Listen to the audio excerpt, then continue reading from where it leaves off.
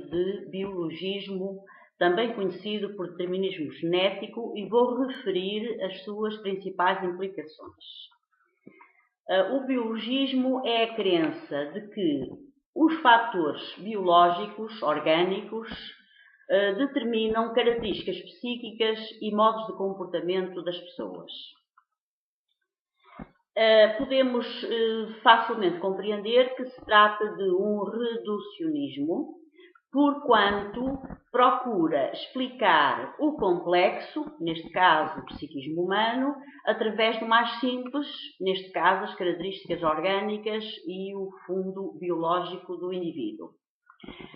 Além de ser um reducionismo, é também um essencialismo, porque a partir do momento em que procura reduzir as características psíquicas a fatores biológicos, vai conferir-lhes um caráter inato e um caráter imutável e essencial. Portanto, vai dar fundamento a uma concepção essencialista da natureza humana. Além destes dois aspectos, reducionismo por um lado e essencialismo por outro, ou como corolário destes dois aspectos, há ainda da parte do biologismo a desvalorização do contributo que o meio ambiente, a cultura, a educação possam dar no sentido de explicarem o psiquismo humano e as estruturas psíquicas humanas. Quais são as principais implicações do biologismo ou determinismo genético? Há uma implicação de fundo, que ao fim e ao cabo subsume todas as outras, é a de que o biologismo favorece o imobilismo social. Se não vejamos, por exemplo, se defende que os ricos são ricos porque são mais competentes e, portanto, aproveitam melhor as oportunidades e são mais competentes porque o seu potencial genético assim o determina, então os pobres pouco ou nada poderão fazer para alterar a sua situação social, porque eles são pobres, porque são relaxados, porque não aproveitam as oportunidades, porque não são inteligentes, e tudo isso decorre da sua estrutura biológica. Esta implicação geral de imobilismo social subsume, como eu disse há pouco, outras, por exemplo, justifica o sexismo e justifica o racismo. Justifica o sexismo porque, por exemplo, se admite que homens e mulheres são biologicamente diferentes, e isso não há dúvida nenhuma que tem de se admitir, mas se ao mesmo tempo se defende que ao serem biologicamente diferentes também são necessariamente psicologicamente diferentes, com características muito distintas uns dos outros, nada pode ser feito, ou muito pouco pode ser feito para esbater essas diferenças e, portanto, mantém-se o status quo. O mesmo se passa com o racismo. Se uma raça tem determinadas características e é bem sucedida e esse bom sucesso que tem depende da sua genética, a outra raça é desvalorizada e é justificado o seu baixo estatuto social automaticamente. Ora bem, o biologismo tem, portanto, consequências que não são de todo desprezíveis, não é? Tem consequências muito importantes. Resta saber qual é o seu estatuto científico. Ora, neste aspecto, nós podemos dizer que o biologismo não é uma teoria científica, não é uma ciência, é uma ideologia. E, enquanto ideologia, é uma representação imaginária de uma existência real, como são todas as ideologias. Portanto, tem muito de construção mental, tem muito de imaginação, tem muito de ficção. Porque, por exemplo, é uma representação imaginária de uma existência real. Vejamos aqui, a existência real são os fatores biológicos distintos que distinguem todas umas das outras, sim senhor. Mas depois atribui-se a esses fatores um relevo e uma importância que já é construída. Essa atribuição de valor já é uma construção. Portanto, estamos perante uma ideologia, perante uma representação imaginária de uma existência real, realmente, de facto, não é? Além de ser uma ideologia, não é, portanto, uma teoria científica, e não é uma teoria científica por um aspecto muito importante, é porque ela assenta numa base que não tem suporte científico. A base do biologismo é que os organismos têm uma relação digamos assim, estática com o meio. Os organismos são uma coisa, o meio é outra, os organismos absorvem algumas influências do meio e ficamos por aí. Não é?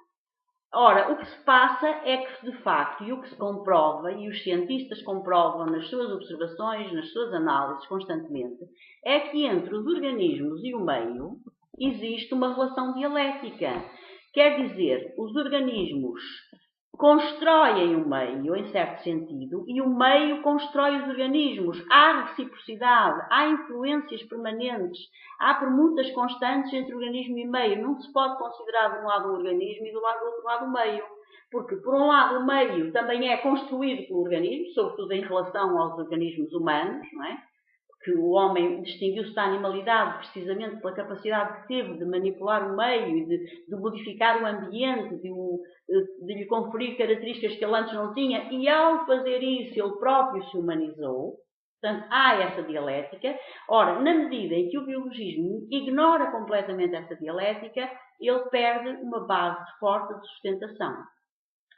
De qualquer modo, não sendo uma ciência, o facto é que é uma teoria ou uma doutrina ou uma crença, como queiramos chamar-lhe, muito bem recebida por muitos setores da população. Porquê?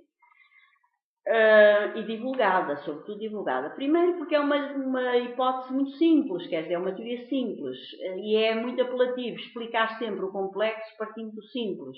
Quando nós tentamos explicar o complexo a partir do simples, ficamos com a sensação de que explicamos, mas efetivamente muitas vezes não passa mais que uma sensação, porque o complexo, dada precisamente a sua complexidade, não permite que o reduzamos ao simples.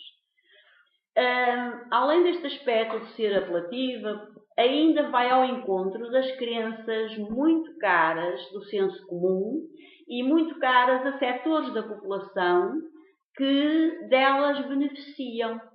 E por isso não é de estranhar que realmente o biologismo esteja ainda hoje amplamente divulgado.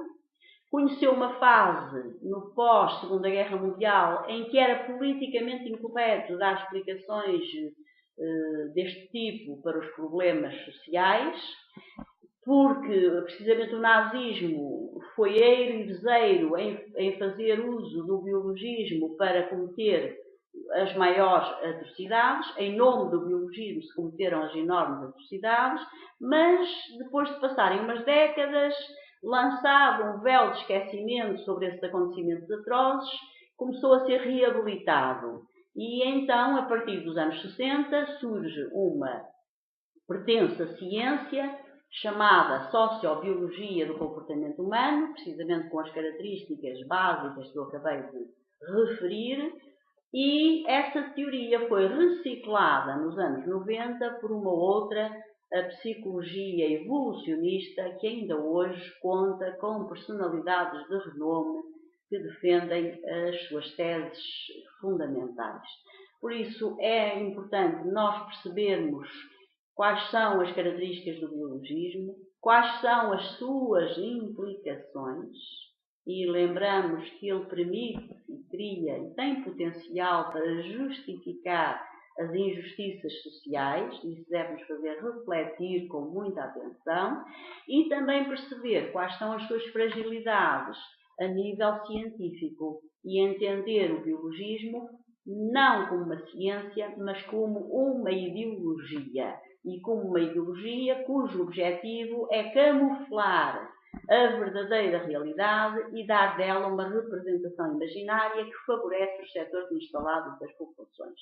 É muito confortável para os brancos sentirem-se superiores aos negros, é muito confortável para os ricos atribuírem a pobreza a fatores individuais e não a estruturas políticas ou a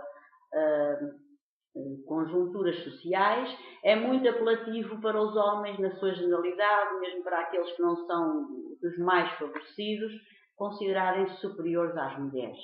Ora, é esta a base que devemos partir quando analisamos uma teoria com estas características. Tentar discriminar aquilo que pode corresponder à realidade e aquilo que exorbita e que sai além dessa mesma realidade. Penso ter contribuído para alguma clarificação do conceito de biologismo. Até uma próxima oportunidade.